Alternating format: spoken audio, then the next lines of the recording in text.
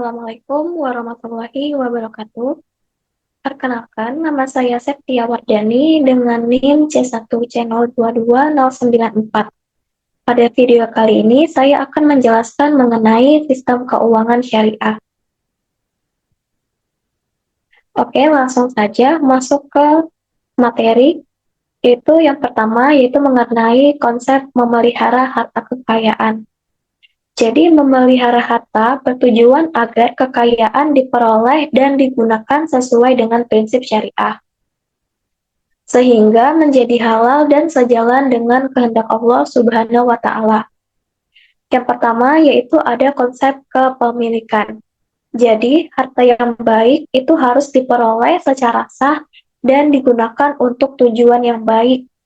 Dan dalam Islam, Allah Subhanahu wa Ta'ala adalah pemilik mutlak, sementara manusia itu hanya sebagai pengelola, dan kepemilikan manusia itu bersifat sementara, dan saat meninggal, hartanya diwariskan sesuai dengan hukum syariah. Lalu yang kedua yaitu cara memperoleh harta. Mencari nafkah merupakan ibadah muamalah dengan prinsip bahwa segala transaksi diperbolehkan kecuali yang dilarang dalam Al-Quran dan hadis. Harta harus diperoleh dengan cara yang halal karena meskipun tujuan penggunaannya baik, jika cara memperolehnya haram, maka tetap tidak sah di sisi Allah.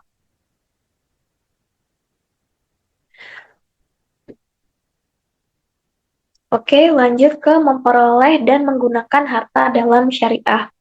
Jadi, dalam Islam itu menganjurkan bekerja atau berdagang dan melarang meminta-minta kecuali dalam keadaan darurat.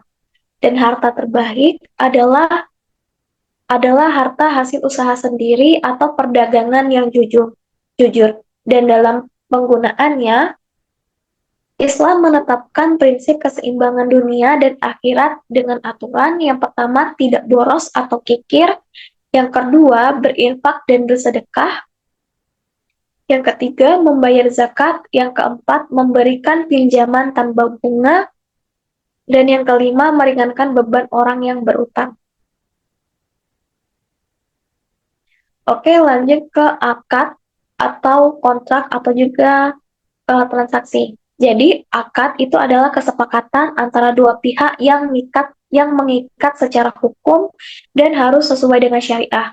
Dan menurut Abdul Razak Al-Sanhuri, akad itu menciptakan hak dan kewajiban yang mengikat semua pihak. Dan dalam Islam, jenis akad itu ada akad tabaru, yaitu memberi tanpa imbalan, seperti tanpa bunga, hibah, dan hadiah. Seperti pinjaman tanpa bunga, hibah, dan hadiah. Lalu yang kedua, akad tijaroh, yaitu mencari keuntungan. Itu terbagi menjadi natural uncertainty contract, yaitu akad dengan berbagi risiko dan keuntungan. Yang kedua yaitu natural certainty contract, yaitu transaksi dengan kesepakatan yang jelas. Nah, lalu masuk ke transaksi yang dilarang. Jadi, semua transaksi itu diperbolehkan kecuali yang dilarang syariah karena mengandung unsur maksiat, penipuan, ataupun ketidakadilan. Dan Allah melarang transaksi yang tidak didasari prinsip sama suka dan mengandung kebatilan. Sebagaimana yang dijelaskan dalam Quran Surah An-Nisa ayat 29. Dan jenis transaksi yang dilarang yaitu yang pertama perdagangan barang haram, seperti babi, alkohol, narkoba, dan barang yang diharamkan dalam syariah. Yang kedua yaitu riba, yaitu tambahan dalam transaksi yang merugikan salah satu pihak dan bertentangan dengan prinsip keadilan Islam. Nah, lanjut ke riba. Nah, jadi riba itu berasal dari bahasa Arab yang berarti tambahan, berkembang, atau mengikat. Dan menurut Imam Syaraksi, riba adalah tambahan dalam transaksi bisnis yang tidak memiliki yang tidak memiliki padanan yang sah menurut syariah. Dan Islam mengajarkan bahwa transaksi ekonomi itu harus adil dan seimbang, seperti dalam jual beli dan sistem bagi hasil. Dan para ulama itu sepakat bahwa bunga termasuk riba dan haram, sebagaimana yang dijelaskan dalam Fatwa MUI nomor 1 tahun 2004. Nah, di sini ada jenis-jenis riba. Yang pertama yaitu riba dalam utang piutang. Nah, riba dalam utang piutang ini terbagi lagi menjadi dua. Yang pertama yaitu riba qardoh, yaitu tambahan yang diisyaratkan dalam pengembalian pinjaman. Contohnya, seperti meminjam sebesar 10 juta tetapi harus mengembalikannya sebesar 18 juta. Lalu yang kedua yaitu ada riba jahiliyah, yaitu denda tambahan karena keterlambatan pembayaran utang. Nah, jenis riba yang kedua yaitu riba dalam jual beli. Nah, riba dalam jual beli ini terbagi lagi menjadi dua. Yang pertama yaitu riba fadl, yaitu pertukaran barang sejenis dengan takaran atau kualitas yang berbeda, yang melanggar prinsip keadilan. Yang kedua yaitu riba nasi'ah, yaitu penundaan dalam pertukaran barang ribawi yang menyebabkan selisih nilai atau tambah. Oke, lanjut ke prinsip sistem keuangan syariah. Nah, sistem keuangan syariah itu telah ada sejak zaman masa kejayaan Islam, namun melemah setelah dinasti Ottoman memperkenalkan sistem perbankan barat. Dan pada tahun 1970-an, sistem keuangan syariah itu mulai berkembang kembali dengan prinsip utama menghindari riba, penipuan, spekulasi, suap, serta praktik monopoli. Dan tujuannya adalah menciptakan sistem ekonomi yang adil dan etis berdasarkan Al-Quran hadis. Oke, lanjut lagi ke prinsip sistem keuangan syariah itu meliputi yang pertama yaitu pelarangan riba, di mana riba itu dilarang karena dianggap tidak adil. Yang kedua, pembagian risiko. Keuntungan dan risiko itu harus ditanggung bersama. Dan yang ketiga yaitu uang sebagai modal potensial. Nah, jadi uang itu bukan komoditas, melainkan alat tukar dan modal dalam bisnis yang sah.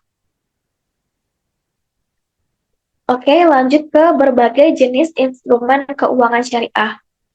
Akad investasi atau tijaroh atau uncertainty contract. Yang pertama yaitu ada mudharabah, yaitu kerjasama antara pemilik modal dengan pengelola usaha dengan pembagian keuangan. Yang kedua yaitu musyarakah, yaitu kemitraan dengan modal bersama. Yang ketiga yaitu sukuk, yaitu obligasi berbasis syariah. Dan yang keempat yaitu saham syariah, saham yang tidak berbasis riba. Jadi saham syariah ini teman-teman yang aku ketahui, dia itu nggak menjual semua saham perusahaan. Jadi ada perusahaan tertentu, terutama yaitu perusahaan syariah yang menjual produk-produk halal gitu. Nah, jadi perusahaan itu menjual sahamnya bisa ke tidak hanya ke saham konvensional saja, tetapi juga ke saham syariah juga. Nah, lalu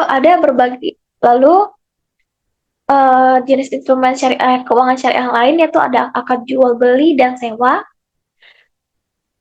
Oke. Ada murabahah, yaitu jual beli dengan harga pokok dan keuntungan yang disepakati. Yang kedua yaitu akad salam, pembelian barang dengan pembayaran di muka. Yang ketiga istisna, yaitu kontrak manufaktur dengan pembayaran bertahap. Dan yang keempat yaitu sewa menyewa aset. Dan instrumen atau akad lainnya yaitu ada akad sar, akad wadiyah, kardahul hasan, al-wakalah, kafalah, hawalah, dan akad rahan. Oke, lanjut.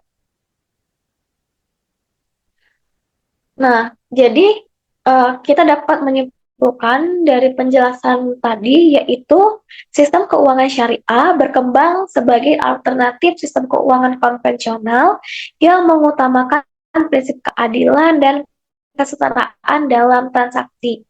Dan sistem ini melarang riba serta praktik yang merugikan, seperti spekulasi, penipuan, suap, dan monopoli. Dan berbagai instrumen keuangan syariah seperti mudharabah, musyarakah, murabahah, dan sukuk itu dirancang untuk memastikan bahwa keuntungan diperoleh melalui usaha yang halal dan berbasis kemitraan. Dengan prinsip utama seperti pembagian risiko dan penggunaan uang sebagai modal potensial, sistem keuangan syariah bertujuan menciptakan kesejahteraan ekonomi yang adil dan beretika sesuai dengan nilai-nilai Islam. Oke, mungkin hanya itu saja yang dapat saya sampaikan. Terima kasih. Wassalamualaikum warahmatullahi wabarakatuh.